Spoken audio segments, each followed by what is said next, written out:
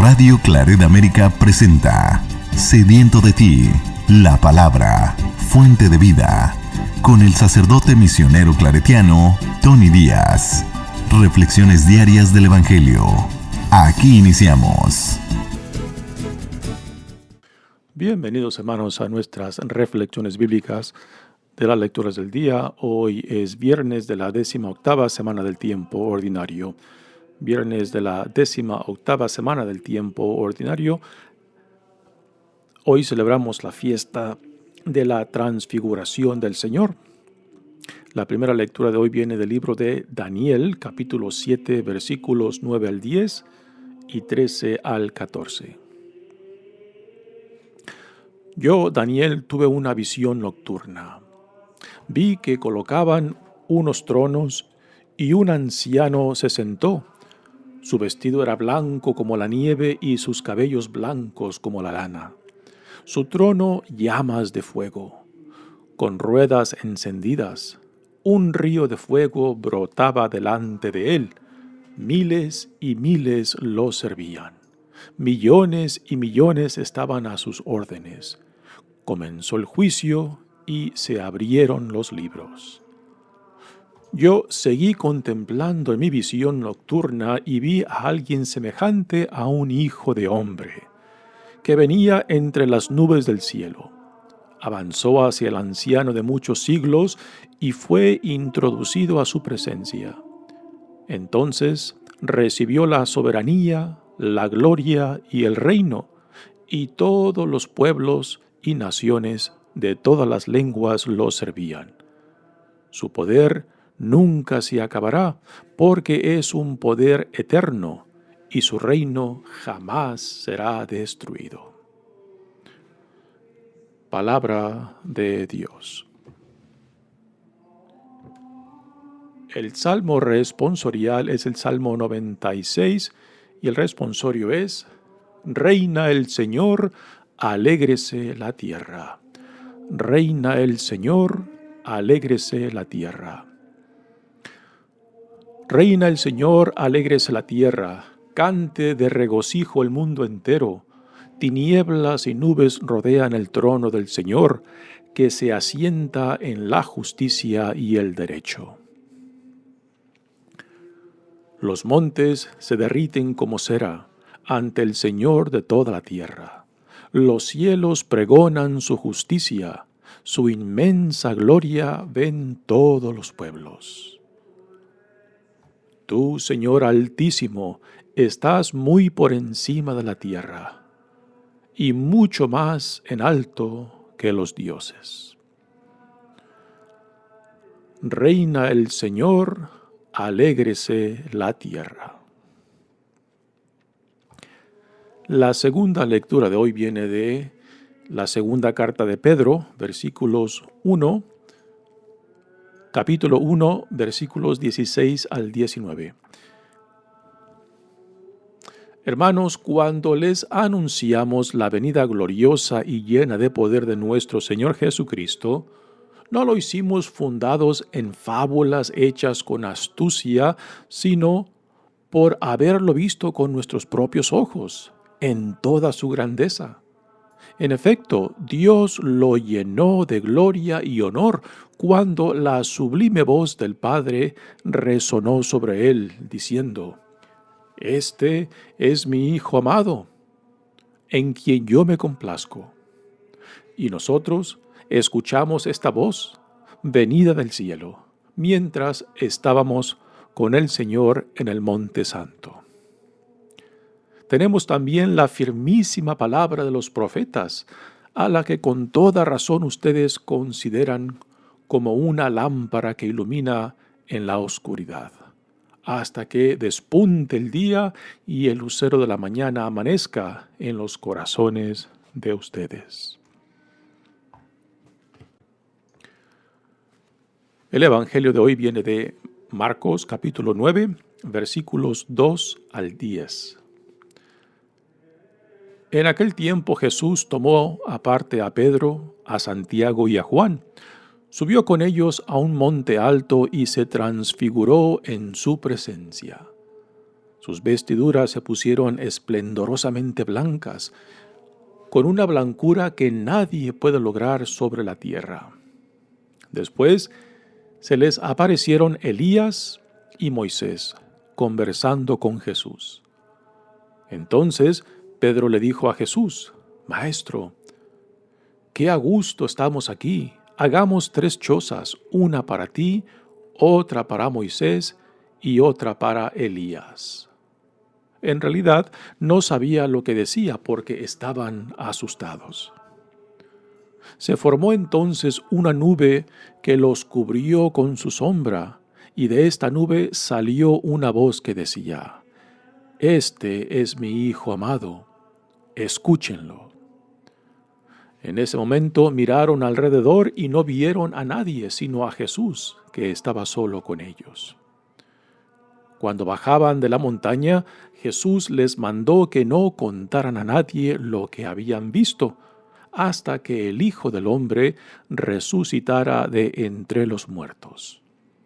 Ellos guardaron esto en secreto, pero discutían entre sí qué querría decir eso de resucitar de entre los muertos.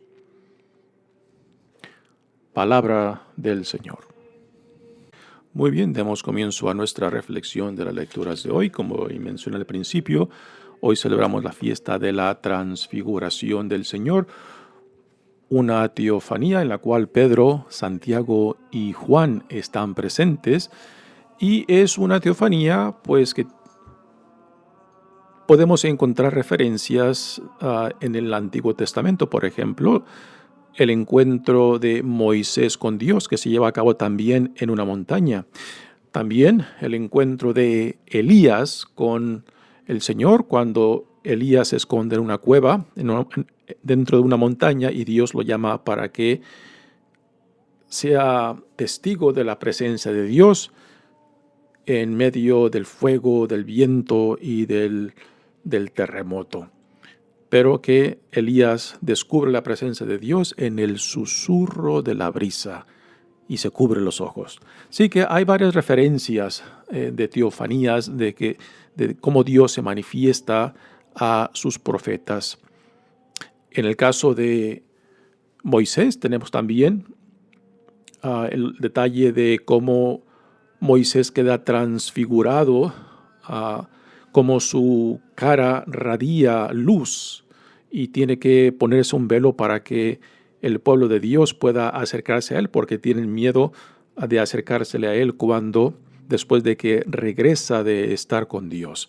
Y tiene que ponerse ese velo para que el pueblo de Dios pueda tener cercanía con él. Y aquí tenemos también esa misma transfiguración de Jesús en este encuentro con Dios.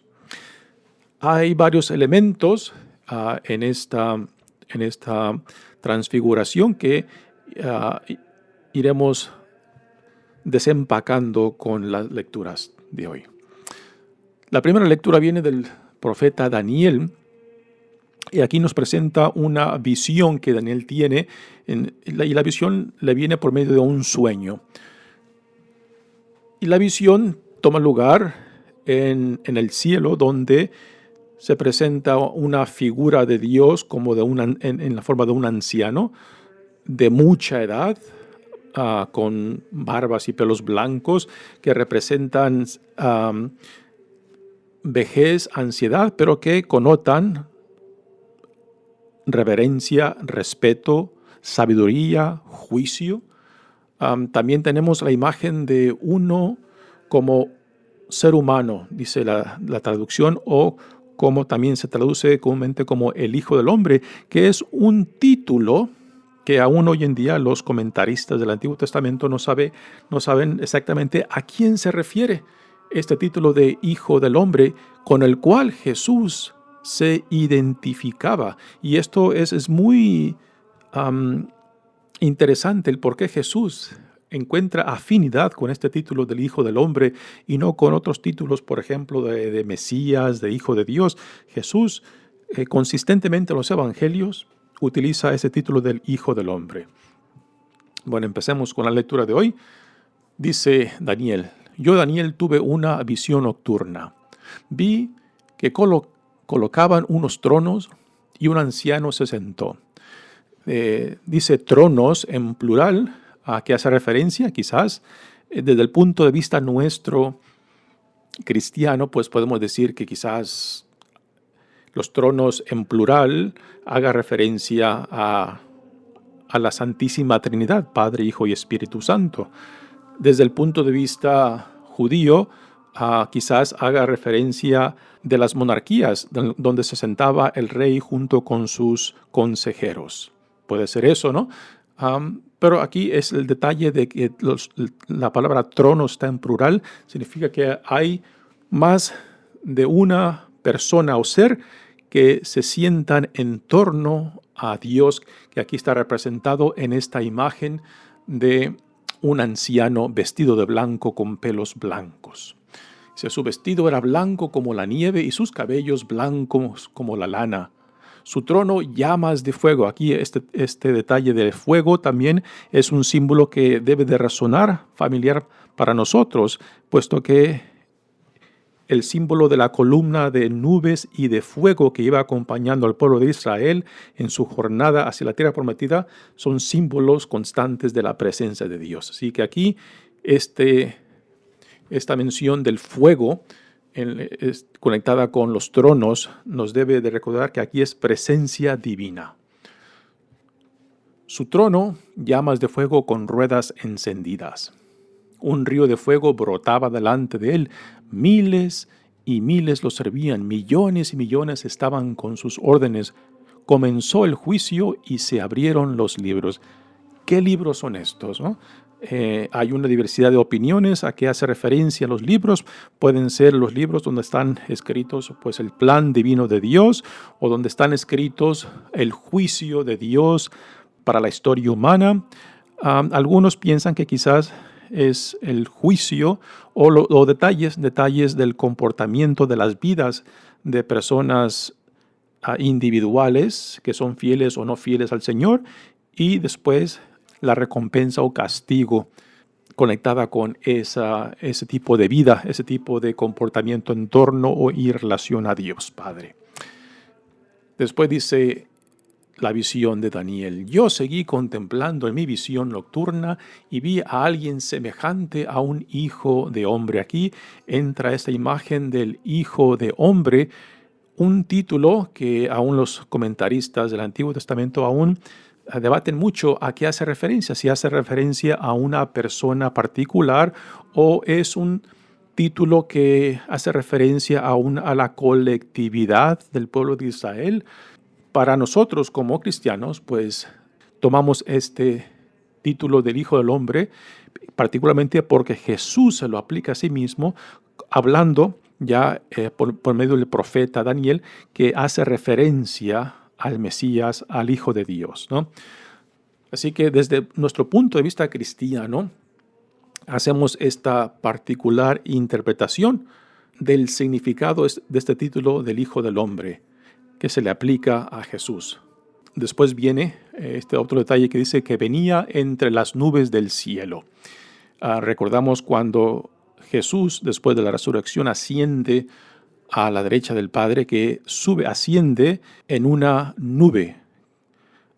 Pues una referencia que está conectada también quizás con esta visión del profeta Daniel. Avanzó hacia el anciano de muchos siglos. Nuevamente aquí la figura del anciano conectada con Dios representa o connota a respeto, connota también juicio, sabiduría, reverencia. Así que es muy común, por ejemplo, en expresiones o imágenes de Dios que son populares, de representar a Dios como un anciano, como un abuelo, ¿no? Vestido de blanco, con barbas blancas, pelo blanco, que representa la vejez, pero una vejez que connota lo que ya mencioné antes: reverencia, respeto, sabiduría, juicio. Yo seguí contemplando en mi visión nocturna y vi a alguien semejante a un hijo del hombre que venía entre las nubes del cielo. Avanzó hacia el anciano de muchos siglos y fue introducido a su presencia.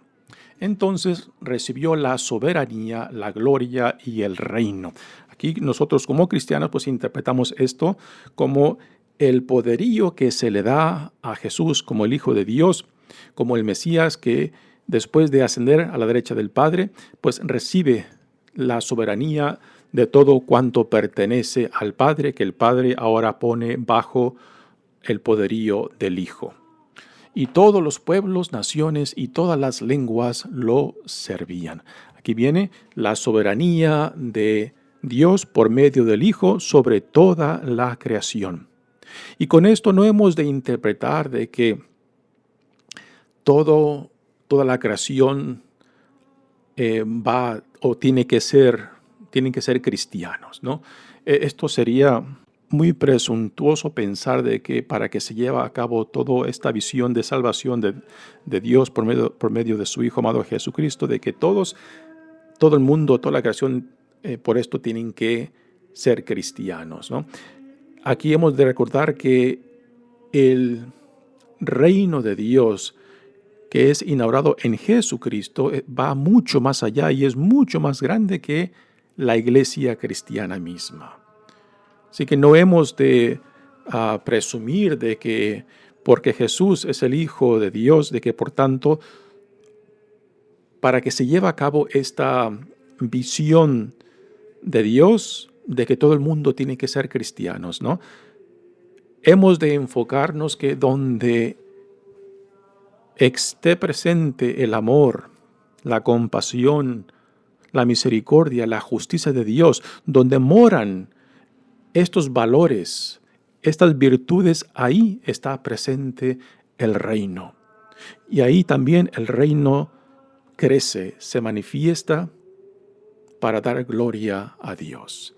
Así que no hemos de presumir, no hemos de pensar de que para que se lleve a cabo todo este plan de Dios, de que toda la creación, todo el mundo tiene que ser cristiano.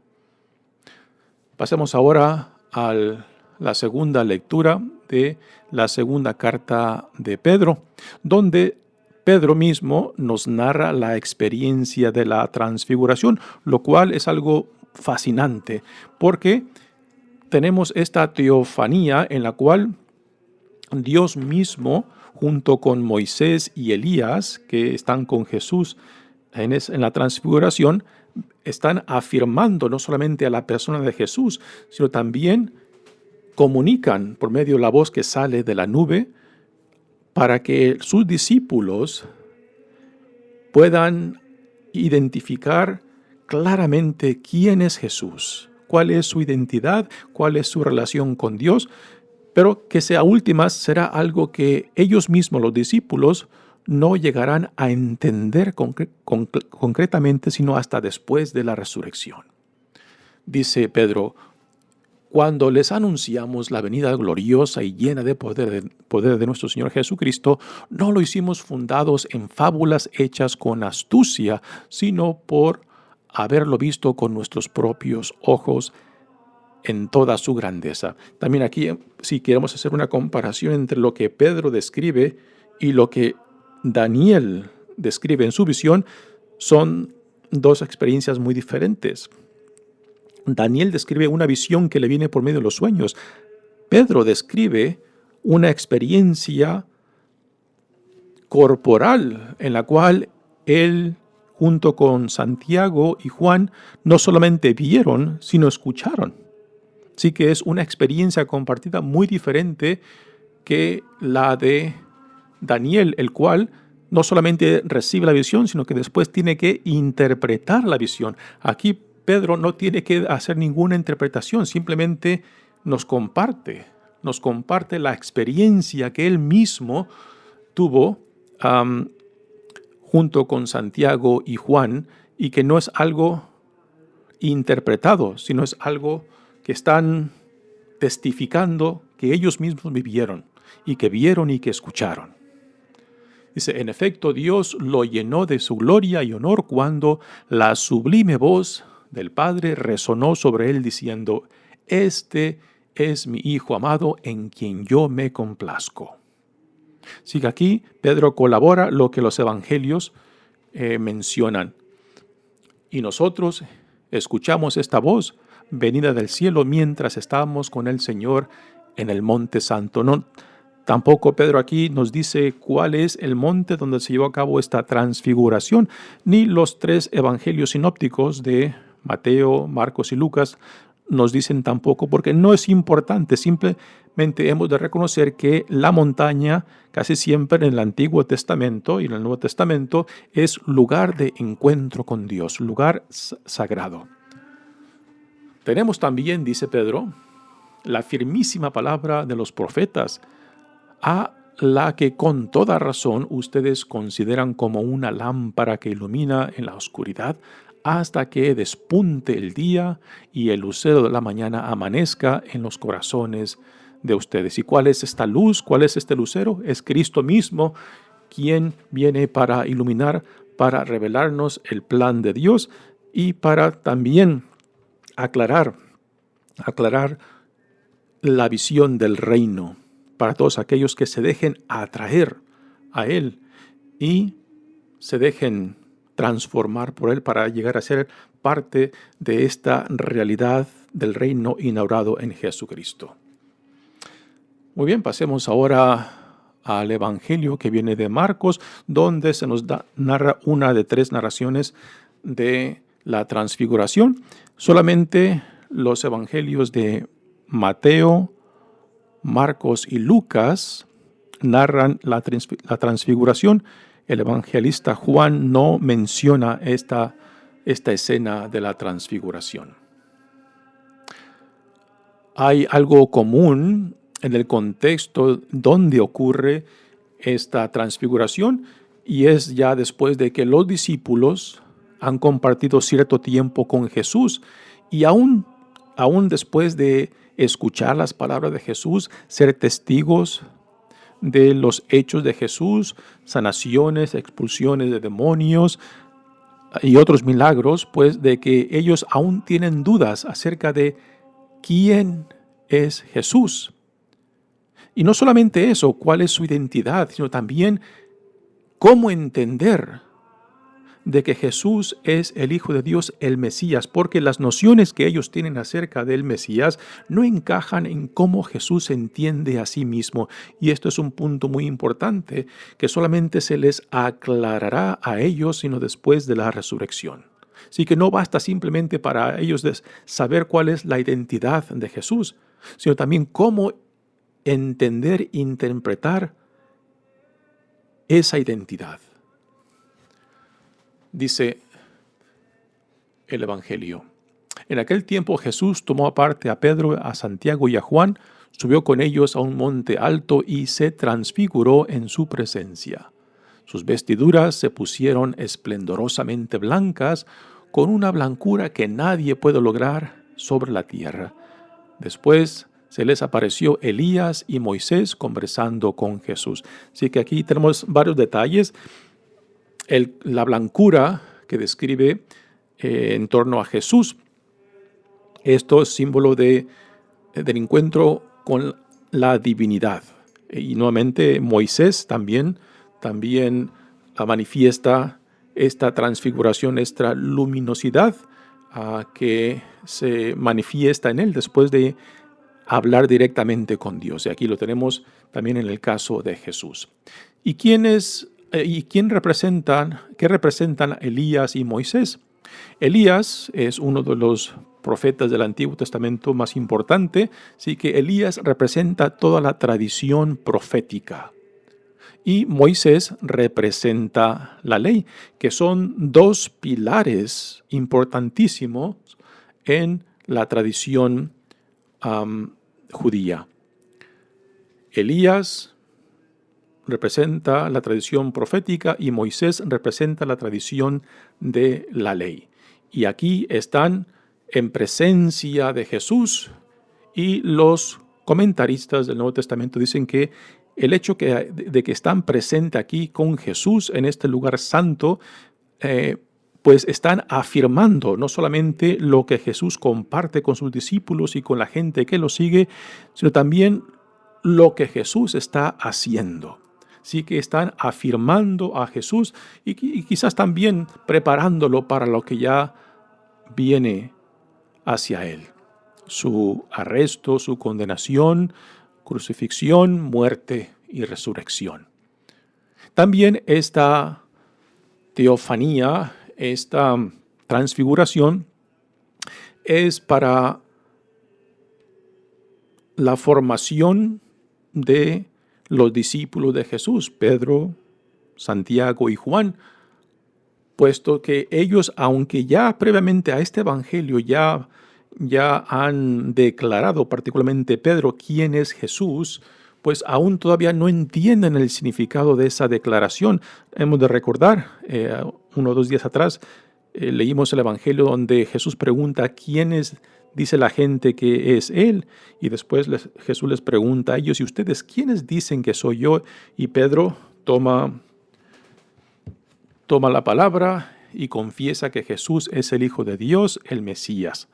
Pero Pedro, aunque declara eso por inspiración de Dios, aún no sabe qué significado tiene esas palabras que él acaba de decir, puesto que después de esa confesión Jesús les comparte por primera vez lo que tiene que sufrir y cómo él al llegar a Jerusalén va a ser arrestado, va a ser condenado y que morirá y que sufrirá en las manos de los líderes del pueblo de Israel.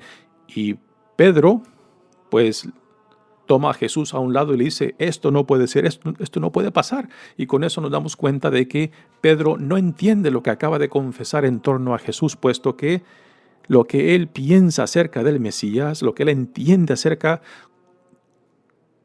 qué tiene que hacer el Mesías, cómo tiene que vivir y qué le tiene que pasar, pues no encaja en cómo Jesús entiende a sí mismo, puesto que Jesús va más por la línea del siervo sufriente del profeta Isaías. Así que esta transfiguración también es para los discípulos. En medio de esta experiencia, Pedro, confuso y quizás con miedo, le dice a Jesús, Maestro, qué a gusto estamos aquí, hagamos 3 chozas, una para ti, otra para Moisés y otra para Elías. En realidad, no sabía lo que decía porque estaban asustados. Y en cierta manera también, pues, cuando se tienen experiencias, digamos, religiosas, pueden ser experiencias sublimes que queremos quedarnos ahí para siempre.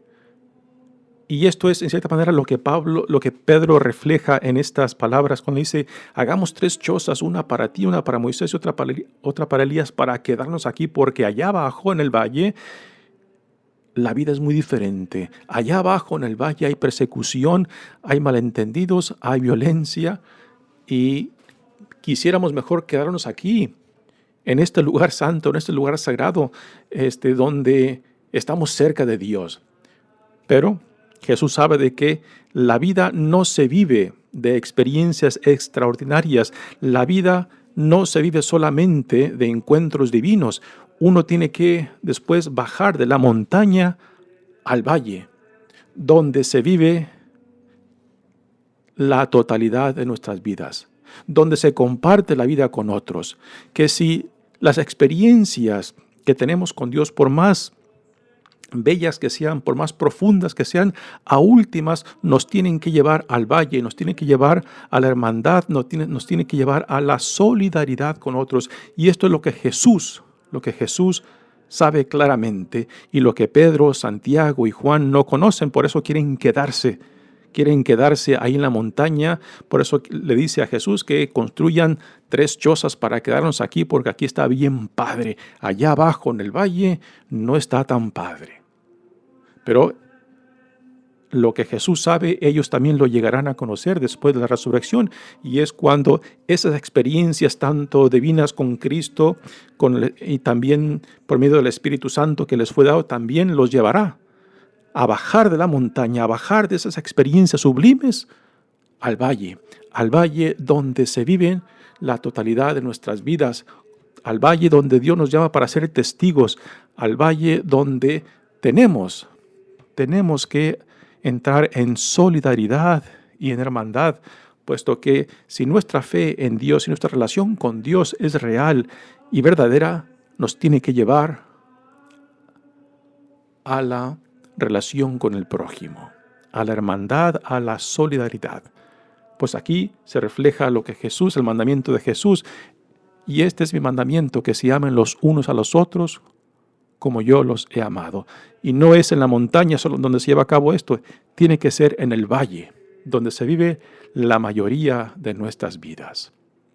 Y después de esta experiencia, Jesús les dice a sus discípulos que no le compartan a nadie, porque Jesús sabe que aún no entienden esta experiencia y que solamente después de la resurrección, cuando reciban el Espíritu Santo, que les abrirá la mente, el corazón, para poder comprender todo esto que hasta ahora no entienden, entonces se llevará a cabo esa comprensión, entonces verdaderamente se identificarán plenamente con Jesús, con la visión del reino y con la misión que Dios, por medio de Jesús, les ha dado a ellos. Cuando bajaban de la montaña, Jesús les mandó que no contaran a nadie lo que habían visto hasta que el Hijo del Hombre resucitara de entre los muertos. Ellos guardaron esto en secreto, pero discutían entre sí qué querría decir eso de resucitar de entre los muertos. Así, otro detalle en el cual se nos dice de que aún tienen mucho que aprender, lo cual también deben de ser palabras para nosotros, que por más que aprendamos, aún tenemos mucho todavía que entender y comprender en torno a Cristo, que en gran parte nuestro conocimiento de Dios está en la ignorancia, y que por tanto hay que llevar mucho cuidado, hay que caminar con mucha cautela cuando pretendemos hablar en nombre de Dios o de Cristo. Mi nombre es Padre Tony Díaz, misionero claretiano. Que Dios los bendiga. Radio Claret América presentó Sediento de ti, la palabra. Fuente de vida. Sus comentarios son importantes. Contáctenos en radioclaretamerica@gmail.com.